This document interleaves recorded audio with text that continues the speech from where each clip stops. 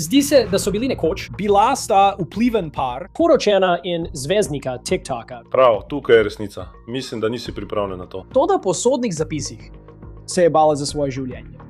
In tedne potem, ko je žena objavila ta video, v katerem je svojega moža obtožila pedofilije, so na številko 911 prejeli srhljiv klic. Ampak slišal sem žensko v zadju, ki je kričala in jokala. Takšen glasen pok v zadju. Zdaj sta oba mrtva. Kaj smo izvedli o tem, kaj naj bi se domnevno zgodilo in o grozljivih obtožbah, s katerimi se je soočal, preden je sprožil nasilje v njenem domu. Smo v oddaji On the Case, ki jo predstavlja Law and Crime. Jaz sem Chris Stewart.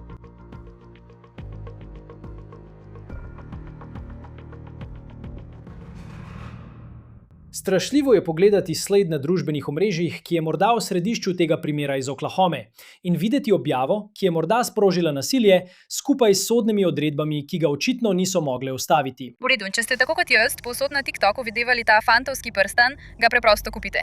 Kliknite spodnjo povezavo in ga kupite. Mislim, da je to res prikupno. Sarah Gilson. Bila je vplivnica na družbenih omrežjih iz Tuse. Imela je več kot 14,000 sledilcev na TikToku in njena vsebina na družbenih omrežjih je bila res osredotočena na življenjski slog. Bila je modna. Dajala je ideje drugim ljudem, ki so iskali izdelke za nakup. In bila je tudi mama 2 otrok. In žal bosta ti 2 otroci zdaj odraščali brez svoje mame. Sarah je uporabljala tudi priimek Duffy. Bila je zakonito poročena z 48-letnim Jeremiahom Duffyjem, ki je uporabljal ime Sean. Tukaj je slika obeh skupaj. Na družbenih omrežjih je bil znan kot Duff Daddy. Imel je veliko sledilcev tudi na TikToku. Ta objava je bila iz prejšnjega računa. Njegov glavni račun, Duff Daddy 1 na TikToku, ima več kot 347,000 sledilcev. Zdaj je zaseben. In to je morda povezano s tem, kar je Sarah nedavno objavila o Seanu na družbenih omrežjih. Torej, poglejmo, kaj se je zgodilo. Zdi se, da se je to dogajalo v zadnjih nekaj tednih. To je objava, ki jo je Sarah objavila na svojem TikToku 11. julija. Zdaj, to je trend. Verjetno ste ga že videli po vseh družbenih omrežjih. Ljudje sedijo, kot da so na začetku Netflixovega dokumentarca. Ampak Sarahina objava pravi, citiram: "Pripravljam se na trenutek, ko bo Netflix izdal dokumentarec o mojem bodočem bivšem možu, za katerega sem pravkar izvedela, da je pedofil." In ta objava ima več kot 17 milijonov ogledov. Tako da, ko so ljudje videli to objavo, so se začeli spraševati, o čem za vraga sploh govori.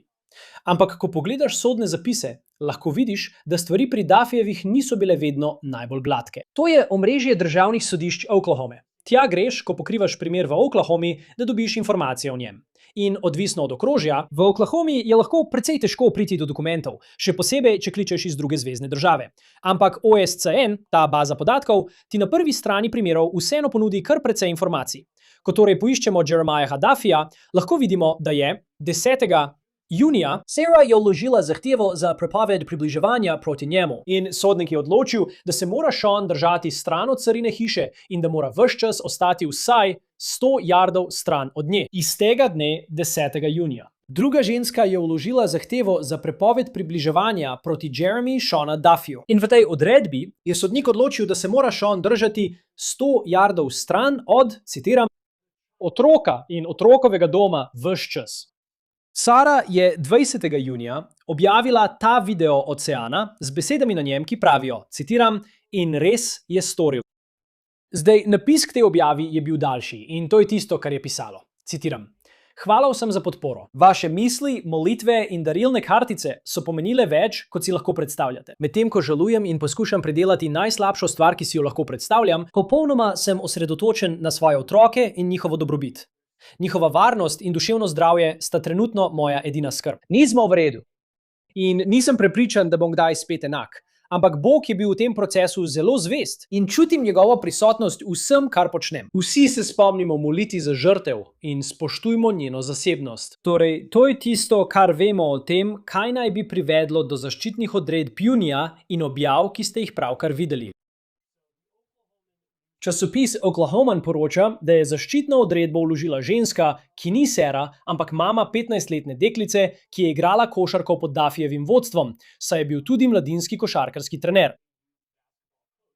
In v odredbi je navedeno, da ga je drug trener zalotil, domnevno poljubljal in otipaval to 15-letno dekle. In dekle naj bi svoji mami tudi povedalo, da je Duffy pošiljal neprimerna sporočila, jo vabil v hotel in ji dal denar, da bi jo, citiram, utišal. Citiram, podobno vedenje tega trenerja do te mladoletne igralke naj bi se dogajalo daljše obdobje v več pristojnostih organov pregona v več zveznih državah že pred tem incidentom, so policisti povedali za NBC News. Oklahomski časopis Protocol poroča, da v Sarahini vlogi piše, da je Duffy grozil s samomorom, da je, citiram, pobegnil in imel pištolo.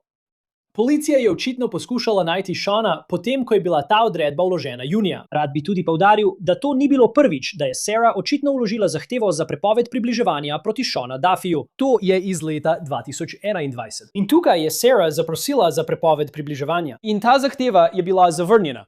Ker po sodnih zapisih, ki jih lahko vidimo, Sarah se ni pojavila na sodišču. In zdi se, da potem Sean in Sarah sta bila še vedno skupaj do neke mere. Na družbenih omrežjih so slike, kjer sta skupaj. In po novicah prejšnji teden je lokalna televizijska novinarka v Oklahomi dejansko objavila, da je letos prej intervjuvala Duffyjeve za zgodbo, ki ni bila povezana z njima, ampak sta bila skupaj. Čeprav je bil izdan ukrep prepovedi približevanja proti Seanu, se zdi, da Sare ni kaj dosti zaščitil. V četrtek, 23. julija, so policisti odgovorili na klic v domu para v Collinsvillu v Oklahomi. Bilo je okoli 23:15 po noči. Rekla je, da ga je poskušala priklicati nazaj, vendar sem v ozadju slišal žensko, ki je kričala in jokala. Nekakšen glasen pok v ozadju.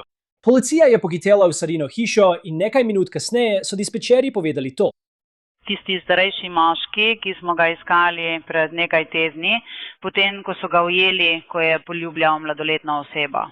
Ko je policija prišla v Sarino hišo, so jo našli mrtvo. Sean je bil prav tako tam. Oba sta bila ustreljena v glavo. Policija verjame, da je Sean ustrelil Saro, nato obrnil pištolo nase, poroča NBC. Obtožbe, s katerimi se je soočal Sean, so bile zelo resne. Morda se sprašujete, zakaj je bil še vedno na prostosti in ne v priporu. Zoper njega še ni bilo obtožb. Po poročanju NBC News je bil Sean član plemena Osage. Domnevna spolna zloraba pa se je zgodila na plemenskem ozemlju. To pomeni, da lokalni organi niso imeli pristojnosti v tem primeru. Policija je povedala, da so primer predali ameriškemu tožilstvu zaradi obtožbe nespodobnega nadlegovanja mladoletnika. V sporočilu za javnost, ki so ga poslali medijem, je policija povedala, citiram, ta dogodek je bil obravnavan kot hudo kaznivo dejanje po zveznem zakonu o hudih kaznivih dejanjih na indijanskem ozemlju. Poročilo, v katerem je bilo navedeno kaznivo dejanje nespodobnega nadlegovanja mladoletnika, je bilo poslano na ameriško državno tožilstvo v pregled, s čimer se je pristojnost policijske uprave Owasso za ta prijavljeni dogodek zaključila. Tako imate zdaj tudi ljudi, ki so poznali ta par z obeh strani. In trdijo, da je imel Sean temno preteklost. Njegova bivša žena je za TMZ povedala, da ji je v njunem 20-letnem razmerju večkrat grozil. Rekla je, da se ji je to nasilje zdelo, Sean naj bi ustrelil in ubil Saro, nato pa obrnil pištolo nase. Po njenih besedah je bilo to šokantno, poroča TMZ, vendar ni bila presenečena. In verjela je, da ni bil vzrok za to smrtonosno nasilje samo TikTok zapis, v katerem so ga obtožili, da je pedofil, ampak verjame tudi, da je bilo pri Seanu nekaj, zaradi česar je postal ljubosumen. In misel, da bi ga partnerka zapustila, je bila nekaj, s čimer ni mogel živeti. Zdaj je Sarin bivši mož, ki je tudi oče njenih 2 otrok, spregovoril za revijo People. Rekel je, citiram, bila je ujeta v razmerju, kjer se je nasilje v družini zdelo sprejemljivo. Leta sem jo prosil, naj se oddalji od njega. Ponudil sem ji pomoč na kakršenkoli način, da bi se oddaljila od njega. Vendar se je zdelo, da ima nekakšen nadzor nad njo in ni mogla oditi. To je Lyle Landers povedal za revijo People. Le 2 dni pred njeno smrtjo, Sarah je to objavila na TikToku. To je njena zadnja objava. In to je ona na premcu čovna, kako gleda na vodo z besedami, najme karkoli za vraga je že bilo, nikoli več ne najde. Obstaja stran GoFundMe, ki zbira denar za njena 2 otroka. In delno piše, citiram, Sarah je bila izjemna mama. Njena otroka sta bila središče njenega sveta. In vse, kar je počela, je bilo za njiju. Močno ju je imela rada. Trdo je delala, da bi jima omogočila vse. In sanjala o tem, da bi jima dala najboljše možno življenje. Zdaj se nam pridružuje Jack Rice, odvetnik za kazensko obrambo, nekdanji tožilec in nekdanji agent CIA, da bi z nami govoril o tem primeru. Hvala, da ste si vzeli čas za nas. Veste, ti primeri, kjer so v preteklosti obstajali zaščitne odredbe. In očitno sta bili v zadnjem mesecu izdani 2 zaščitni odredbi. In potem videti, kako se je to razpletlo, je resnično neizmerno tragično. kot nekdo, ki je bil nekdanji tožilec, pa tudi na strani obrambe. In ko vidiš primere nasilja v družini, kaj vam najbolj pade v oči glede tega, kar je bilo do zdaj predstavljeno o tem, kaj se je zgodilo s Seanom Duffyjem in Sarah Gilson? Ja, to je brutalno. Mislim, in to je preprosto brutalno, ker nočem reči, da je bilo to mogoče predvideti. Ampak če pogledate statistiko napadov v družini, nasilja v družini, in če pogledate statistiko, kdaj je najbolj nevarno, to je ta trenutek. Govorimo o 10. juniju, ko se nenadoma odloči, da bo šla in pridobila OFP zaščitno odredbo, ker 9 je policija povedala, da se zdi, da bo dejansko obtožen spolne zlorabe. Tu odločitev sprejme 10. Takrat si nekako, si upam uporabiti izraz, potegneš sprožilec, ker takrat postane nevarno. Statistično gledano lahko pogledate, kaj je to povzročilo na nacionalni ravni.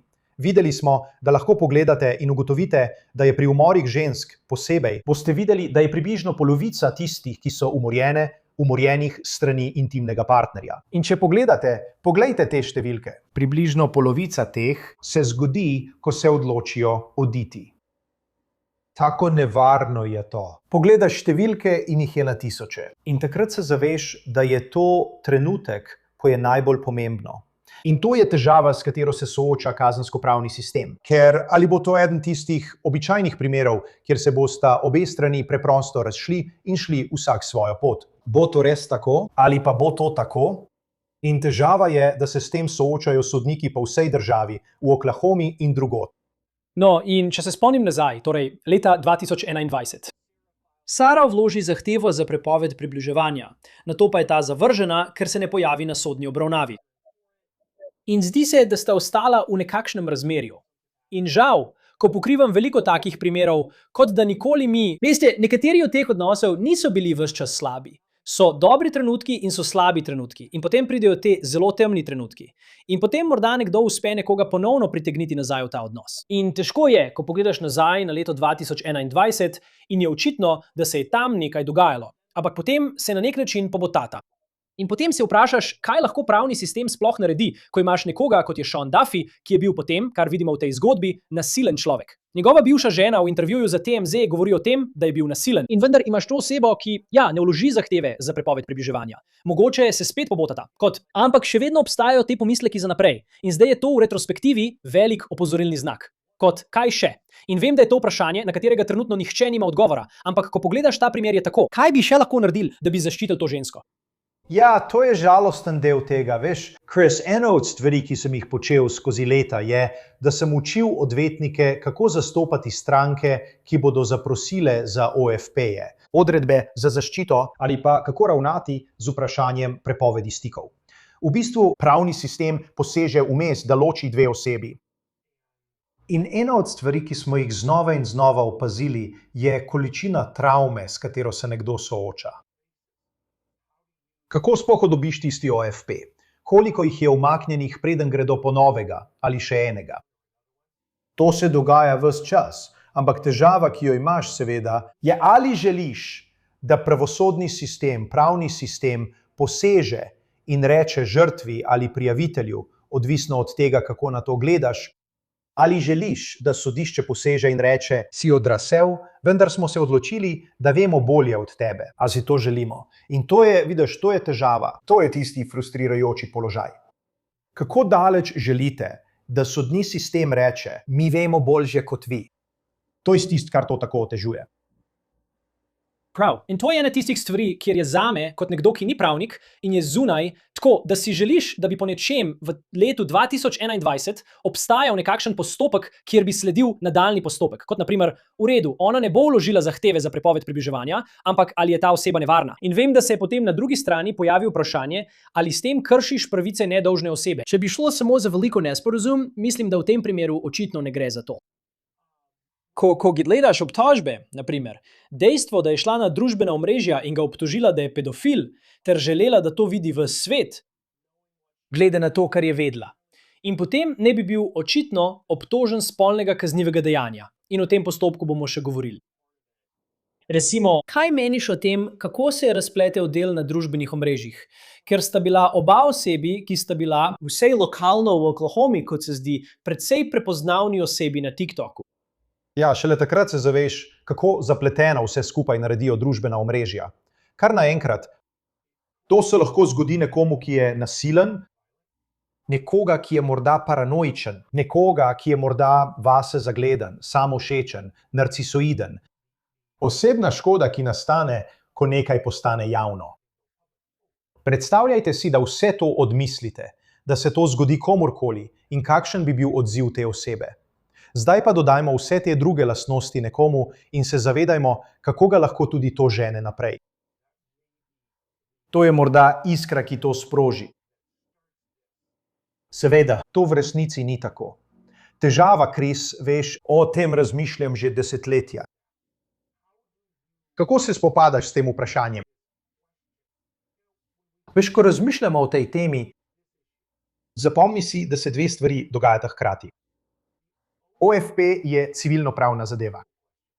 To ni kazenska zadeva. Torej, z drugimi besedami, ko nekdo zaprosi za OFP, odredbo za zaščito, grejo na sodišče in rečejo, imam vse te razloge, zakaj verjamem, da se mora ta oseba držati stran od mene. Ampak to ne gre na kazensko sodišče, kar pomeni, da obstaja nekakšen neodvisen arbiter s policistom ali policisti, ki so vključeni v samo preiskavo. Predvidevam, da se vprašanje postavi takole. Ko zaprosite za OFP, ali pa bi to moralo biti trenutek, ko bi se policija samodejno morala vključiti in to preiskati kot morebiten nasilje v družini. Nasilje v družini nad njo, nasilje v družini nad otroki, nasilje v družini v neki obliki. Ali bi to samo po sebi moralo samodejno usmeriti ali spodbuditi policijo, da se vključi, ne glede na to, ali ona to zahteva ali ne. Seveda, tu je še druga plat tega.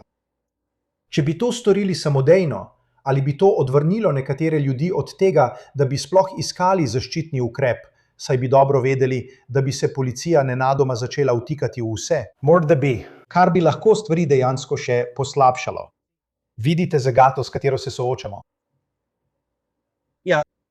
Ne, res je, ker je v takem primeru lahko s pogledom nazaj videti vse te stvari, ki so zdaj očitni opozorilni znaki. In si misliš, to so vsi trenutki, ko bi lahko bilo več posredovanja, ko bi lahko tega moškega morda odstranili z ulic. In potem pomisliš tudi na mlado žensko, ki je žrtev v primeru spolnega kaznivega dejanja, v primeru spolne zlorabe mladoletne osebe, za kar bi bil na koncu obtožen. Preden se lotimo tega dela, recimo, če nekdo krši prepoved približevanja, kakšno je običajno kazen za kaj takega? Če se to ne bi končalo tako, kot se je, Sean Duffy gre preprosto k njej domov, kar je znotraj 100 metrov oziroma 100 yardov, kolikor se ji ne bi smel približati. Kakšna bi bila kazen za kaj takega? Vsaka jurisdikcija je nekoliko drugačna. Torej, to je Oklahoma. Ampak si predstavljajmo, kako na to gledamo na nacionalni ravni. Če bi kršil to zaščitno odredbo, in to je lahko včasih, da moraš ostati 100 yardov stran od mene, lahko je, da me ne smeš klicati, mi ne smeš pisati, mi ne smeš ničesar poslati na Facebooku, ne smeš ničesar narediti na Instagramu. Mislim, katerakoli od teh stvari je lahko kršitev. Ko kršijo, se to samodejno spremeni v kazenski primer. In to je tisto, kar naredi razliko. Zdaj namreč kršite sodni nalog. Ne gre za to, da bi šli za njo. V bistvu greste proti sodišču. In posledično postane kazenski primer. V mnogih takih primerih in v številnih jurisdikcijah So to razmeroma manj huda kazniva dejanja. Videli boste, da so to prekrški, vendar se lahko tudi stopnjujejo, kar pomeni, da se lahko zelo hitro zelo poslabšajo. Prvi je lahko prekršek. Drugi je lahko prekršek ali hujši prekršek. Pogosto, vsaj v moji pristojnosti, je tretji v obdobju 10 let samodejno hujše kaznivo dejanje. In glede na kazensko evidenco posameznika, tudi prekrški so lahko zelo, zelo resni, ker lahko povzročijo kršitve pogojev probacije. Lahko sami po sebi privedejo do zapora. Veliko stvari se lahko zgodi. Toda kar v resnici naredi, je to, da vključi policijo v sistem. Nekako tako, kot smo prej govorili, kjer ga pripelješ prej ali pa počakaš. Potem, ko je OFP vložen in ga podpiše sodnik, in potem je policija vključena, če bi se kaj zgodilo. Ideja je, da se to ustavi in da bi bil idealno že sam OFP dovolj. Ampak obstajajo primeri, in tudi sam sem jih videl, kjer je točno to lahko rezultat, če ne že samo kršitev tega OFP. In ko pride do tega, je bilo samo, jaz ne vem, kakšen vpliv je to imelo na celoten primer. Ampak ko gre za kazensko preiskavo, Obtožen je bil kot mladinski košarkarski trener, da je poljubil in se dotikal 15-letne deklice, ki naj bi bila v njegovi košarkarski ekipi. In potem, veš, je bilo to prijavljeno policiji v Owasu v Oklahomi. In potem je tukaj nekako to, mislim, ker je bil na eni strani Sean Duffy član plemena Osage. Po drugi strani pa je bila šola, kjer naj bi delal kot trener na zemlji ameriških staroselcev. Prebral bom citat iz sporočila za javnost, kjer piše, da je bil incident obravnavan kot hudo kaznivo dejanje po zveznem zakonu o hudih kaznivih dejanjih na indijanskem ozemlju. Poročilo, v katerem je navedeno kaznivo dejanje nespodobnega spolnega zlorabljanja mladoletnika, je bilo poslano na ameriško državno tožilstvo v pregled, s čimer se je pristojnost policije v Owasu nad tem prijavljenim incidentom končala. Kaj to pravzaprav pomeni v vsem tem in kje je bila kazenska preiskava v času smrti Seana Duffyja? Prav. Torej, pomislimo, kdo je pristojen za kazenski pregon. In to je res pravo vprašanje. Torej, naprimer, če ste v zvezni državi New York, to pomeni, da bo to bodisi lokalna pristojnost ali pa bo na ravni države nasplošno gledano, razen če gre za zvezni zločin. In tudi takrat bi posredovala zvezna oblast. Če bi nekdo izvajal trgovanje na podlagi notranjih informacij, bi to postala zvezna zadeva. Zvezni organi so tisti, ki dejansko vodijo pregon v takem primeru iz južnega okrožja v Manhattnu. To bi se lahko zgodilo na tak način. Ampak, ko govorimo o indijanski zemlji, se stvari spremenijo. Ampak to je tudi vprašanje pristojnosti. Torej, je na nek način podobno temu, o čemer sem govoril pri trgovanju na podlagi notranjih informacij. Tukaj imamo nekoga, ki je član plemena in to se je zgodilo na indijanski zemlji, kar pomeni, da ima pleme pristojnost. In glede na to, kako je bilo to urejeno, v bistvu na nacionalni ravni, včasih so organi, obstaja nekaj sodelovanja med indijanskimi plemeni in državo. Kjer gre za manjše zadeve. Lahko gre za preprosto obtožbo, lahko gre za vožnjo pod vplivom alkohola, primer vožnje v pijanem stanju. Običajno obstaja dogovor, kjer je pristojnost lokalna, če ne pleme samo, ki vodi pregon, kaj ne? Toda, ko govorimo o hudih kaznivih dejanjih, kot sta spolni napad ali spolna zloraba, potem so to sami zvezni organi. Za pregon posreduje urad ameriškega državnega tožilca. To samo po sebi sicer ne pomeni, da policija ne bi bila lokalno vključena v njegov pregon, ker so bile nekatere od teh preiskav že opravljene na lokalni ravni. Toda to so sotožilci na uradu ameriškega državnega tožilca. Na uradu ameriškega državnega tožilca, ki so dejansko odgovorni za pregon. Ne pozabite, še obtožen sploh ni bil. Preiskava je bila šele, relativno gledano, povsem nova. Samo prišli so noter in rekli, to je naše. Mi smo tisti, ki bomo to preganjali. In tako so to naredili. To se včasih zgodi v primerih spolnih napadov. Včasih se to zgodi tudi v primerih otroške pornografije, ker prečka meje zveznih držav in postane zvezni primer. In ko gre za kazenski primer, imamo to. 15-letno žrtev. In ne smemo je pozabiti v tej zgodbi, ker je to, kar je bilo očitano Seanu Duffyju v tem primeru, izjemno travmatično. Očitno je mrtev, zato ne more biti več obtoženec v primeru. Ampak kaj se zgodi s temi obtožbami? Mislim, jasno je, da ga ni več tukaj. Ampak kaj več se lahko naredi za nekoga, ki je šla skozi kaj takega, kot je bilo očitano v tem primeru? Ja, to je res brutalno, ker je to mlado dekle žrtev. In to je odgovor. Stvar je v tem, da ni kazenskega primera. Kazenski primer je v bistvu končan. Nikoli ni bil vložen. Kaj bi lahko storila? Mislim, da je realno gledano edina stvar, ki bi jo lahko storila, da bi ona ali njena družina v njenem imenu tožila zapuščino Duffyja. To je tisto, kar bi lahko storili. In na ta način bi lahko dobila vsaj nekaj zadoščenja, nekaj morda zdravljenja, morda nekaj, kar bi ji pomagalo iti naprej in premagati težave, s katerimi se bo zdaj soočala. Zaradi njegovega, vsaj obtožb o tem, kaj je storil. Ja, in videli bomo, kaj se bo zgodilo naprej, če sploh kaj. Mislim, da ni nobenega dvoma. To je res grozen primer. In težko je govoriti o nasilju v družini, ko je vsega že konec. Ko vidiš, da so bili zagotovo opozorilni znaki glede njegovega vedenja. Ampak potem pride do te točke, to je res grozno. Jack Rice, kazenski zagovornik, nekdanji tožilec, nekdanji agent CIA. Vedno je odlično, da ste z nami v oddaji Law and Crime. Hvala, ker ste bili z nami. Hvala. To je vse za oddajo On the Case, ki jo predstavlja Law and Crime. Naročite se na nas na YouTubeu in Spotifyju. Prav tako nas lahko spremljate na Peacocku. Sem Chris Stewart. Se vidimo naslednjič.